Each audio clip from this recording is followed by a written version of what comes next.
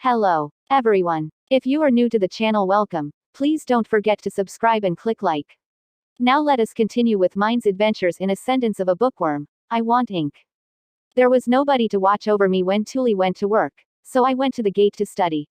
I was having lots of fun now that I was learning words more relevant to my life. There were 3 new apprentices this season, all whom had been baptized. Along with Tuli, Otto was pretty busy since he had to go back to square one with them, teaching the letters and numbers themselves. Especially since he had to finish up his normal work after teaching them. While practicing words and doing calculations, I kept an eye out for a good opportunity to talk. Once Otto found a good place to stop in his paperwork and started putting up his ink, I struck. "Mr. Otto, do you mind if I ask a question?" "Go ahead. How do you become a traveling merchant?" "Wah. Myne, do you want to become a traveling merchant?" "Wah. Hold on. Did I inspire you by accident?" "The captain's gonna kill me," yelled Otto, leaning forward across the desk with his eyes opened wide. He was so surprised even I kinda panicked a little. I hurriedly waved my hands and corrected him. "Not me, my friend."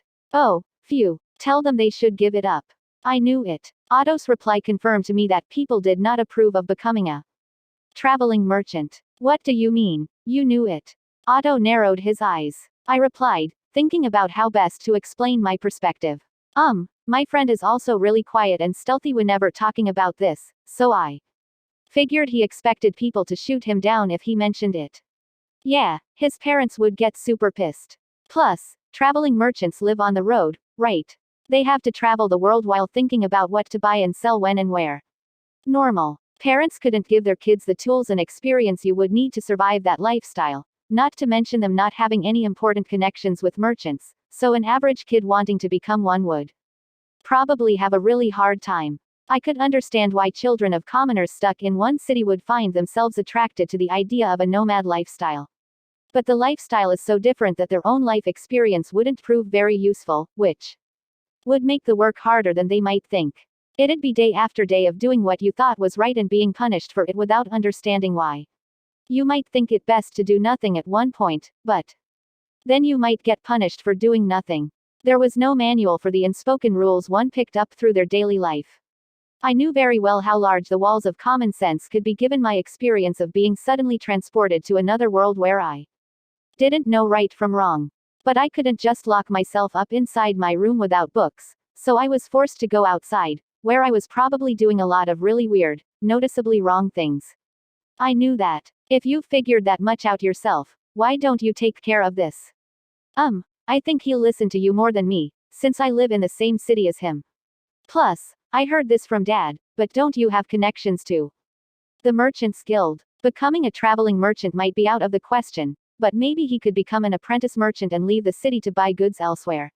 His family probably wouldn't protest as much. If he was leaving the city as part of his stable job, rather than him leaving on a directionless adventure into the unknown. I see your point. Judging from your tone, I'm guessing you like this boy. Myne. Otto grinned, amused at the prospect of having sniffed out some romance, but I just shrugged. It's not that I like him, it's just that he helps me out a lot. Nothing good will come from letting favors pile up. A boy who helps you a lot, huh? Must be that gold-haired kid, I guess. Dad was paying Lutz to keep track of my walking pace and report back to him when we passed through the gate, so Otto had probably seen him before. That's right. But you're so busy training new recruits, Mr. Otto, that I guess you might be too busy. I've more spare time this season than any other, so sure, no problem. How about we meet up on my next day off? Thank you, Mr. Otto.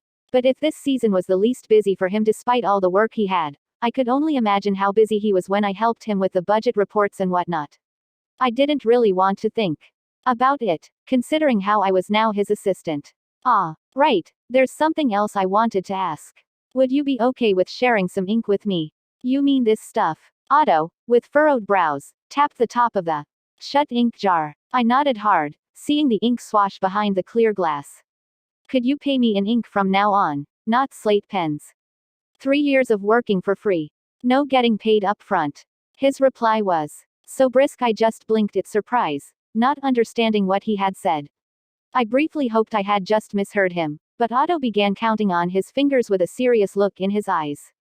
Your pay will go up if you become an official apprentice, but at the rate You're helping me now. It'll take about 3 years to afford a jar of ink, even including the bonus pay for budget season. 3 years. Ink's expensive. Otto, seeing my surprise, gave a wry grin. Looks like I need to start teaching you the words we use in budgets. Think about it. Ink's only used for paperwork involving nobles, right? It's way too expensive for kids to play around with. In short, ink was simply out of my reach. Okay, I get it. Although I had finally finished the Mokkan, I could only weep in despair, as I had nothing to write on them with.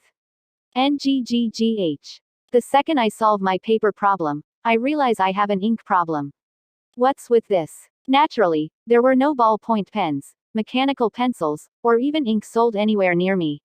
I could use a pointed stick to write with if I just had ink, but that ink was too expensive for me to buy. I roughly knew the market value of a slate pencil, but since I didn't know how much the bonus pay for budget season was, I couldn't calculate how much ink was worth. How much money would working for 3 years straight even be? With buying, finding, asking, stealing, and making being my methods of obtaining ink, I could only consider making as a legitimate possibility.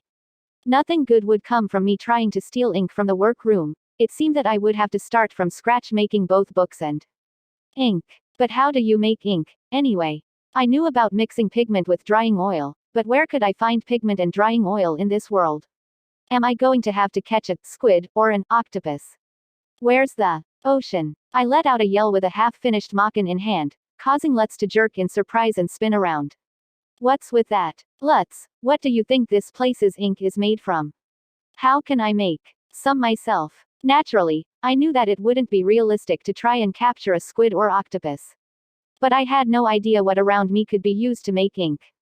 You know, what even is ink? A black liquid that you use to write letters on stuff, and it was hard to explain ink to someone who wasn't used to seeing it. I just said what came to mind, and eventually Lutz replied while rubbing his chin. Black stuff. If you just wanna get stuff dirty like that, why not use soot? Or ashes or something? That's a great idea. Let's try it. Burnt firewood left behind plenty of soot and ashes, so I could get what I needed at home. We would even be burning wood today. There was no doubt I could get my hands on ashes. Immediately. Upon getting home, I immediately asked Mom for permission. Mom, can I use these ashes? No, dear. We use ashes to make soap, melt snow, dye things, and so on. They're very useful, and we can even earn money selling them to farmers. Don't take any without permission. Speaking of which, I did remember helping my parents spread ash. I had just thrown it everywhere like a granny feeding birds. Who knew that was actually intended to help the snow melt? That's news to me. We used a lot of it when making soap, too, so ashes really are valuable. It seemed unlikely I would receive permission to use ashes when they could sell the leftovers, but there was one option still left open to me. Well, Mom, what about the soot? I listed my secondary choice, and after furrowing her brows for a second, Mom smiled for some reason and said okay. I don't know what you intend to use it for, but consider all the soot yours. This means you'll clean the hearth for me, right?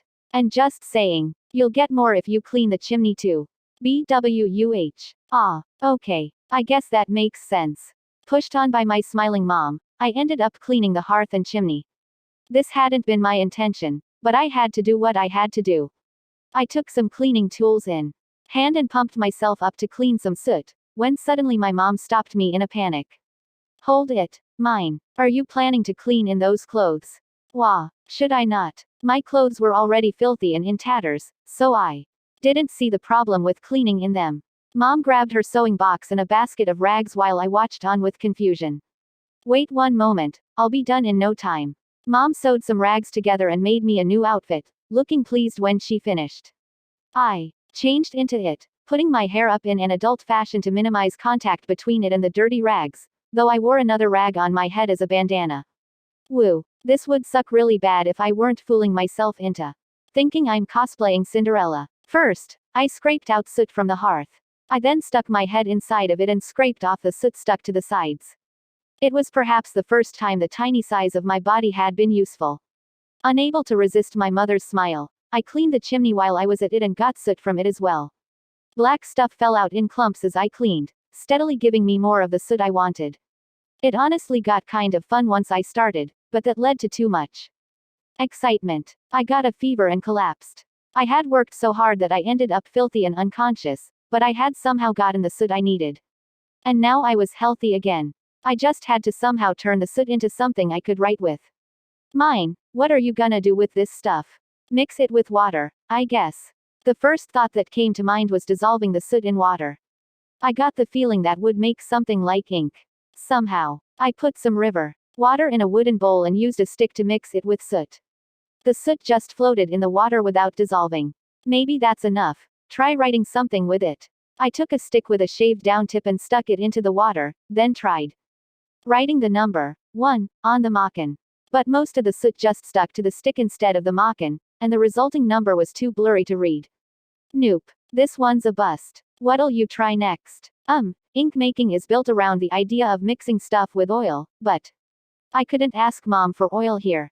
The reason being, our household was always short on oil since we used it for eating and for making my simple all-in-one shampoo. On top of that, we used animal oil for candles and soap, so it would be a hard battle to get any of that. They would probably shoot me down as easily as Mom shot me down over the ashes. Needing oil's rough. I'm guessing they don't give you any. Nope, none. I wish there was something. I searched my memories for a hint and plenty of writing utensils used in Japan came to mind. I think the paint in Japanese art used glue, but that's out of the question for me, since fire's too dangerous. It really sucks being so small and weak. Getting glue might be more feasible in the future, but not now. That was unfortunate, because I would have been able to make something like paint with natural materials. I had no choice but to wait for my own growth. Hello, Myne, you alive in there? Come back to me. I could see Lutz waving his hands in front of my eyes, but I was too busy thinking to stop. I guess it doesn't have to be a liquid. Crayons, chalk, pencils, oh, that's it. Clay. I'll mix it with clay. Wah. I feel like pencil lead was made from mixing graphite with clay. Wait, or maybe that was for Conte sticks. Well, whatever. I'm using soot instead of graphite, but it just might work. I could mix clay and soot, squish it all into thin cylinders, then dry them. Once they hardened, I might have some solid writing utensils. Lutz, this is where you dug out the clay for the tablets, right? Yeah, but you may as well just use the leftovers from back then. They should be around that rock over there. Lutz was right, there was a small mountain of clay over there. I took some of it and mixed in the soot. I was imagining a colored pencil where the whole thing was color, or a pencil made entirely of lead. It wouldn't turn into a usable color if I didn't need it myself, so both the rock I was using as a base and my two hands turned pitch black as I molded the stuff into the shape of a soot pencil. I then split it into chunks about as long as a pencil each. If these dry and harden, it'll be my win. I washed my hands and feet in the river, but they didn't get much cleaner. But filth this persistent would definitely be good for writing. Definitely. How long do you think I should dry them? Meh, maybe I should try cooking them. Don't bother. They'll explode again. I followed Lutz's advice and quietly let the soot pencils dry on their own. To be continued. Please click like and subscribe to my channel. I would also like to hear from you, so drop me a message on the comments section. I would like to thank those who took the time to leave comments. I enjoyed reading your comments. Till next time. Bye bye. Disclaimer. I do not own or claim any ownership rights over any of the graphics, images, songs used in this video. All rights reserved to the respective copyright owners. All the videos, songs, images, and graphics used in the video belong to their respective owners and this channel does not claim any right over them.